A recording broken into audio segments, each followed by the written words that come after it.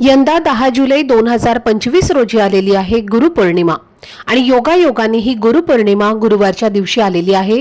गुरुपौर्णिमेला लोकांचा असा विश्वास आहे की पौर्णिमेच्या प्रकाशात गुरूंचे आशीर्वाद आणि शिकवण वाढते। म्हणूनच 20 जून ते 10 जुलै दरम्यान म्हणजेच 21 दिवसांची आपल्याला स्वामींची उच्च कोटीची सेवा गुरुपौर्णिमेच्या निमित्ताने करायची आहे। स्वामी भक्तांनी स्वामींची सेवा करण्याची परंपरा आहे, ज्यामध्ये स्वामींची पूजा करणं, जप करणं, स्वामी भक्तांचे विविध उपक्रम यांचा समावेश असतो। आणि म्हणूनच 21 दिवसांच्या सेवेमध्ये आपल्याला स्वामींच्या पूजेसोबतच महाराजांना प्रिय असलेल्या सेवा करायच्या आहेत, ज्यामध्ये सगळ्यात पहिली सेवा म्हणजे श्री स्वामी चरित्र सारामृत या ग्रंथाचा पारायण तुम्हाला 21 दिवसाचा करायचा आहे। किंवा तुम्ही 11 माळी जप हा करू शकता किंवा 11 वेळेला तारक मंत्राचं पठण करू शकता।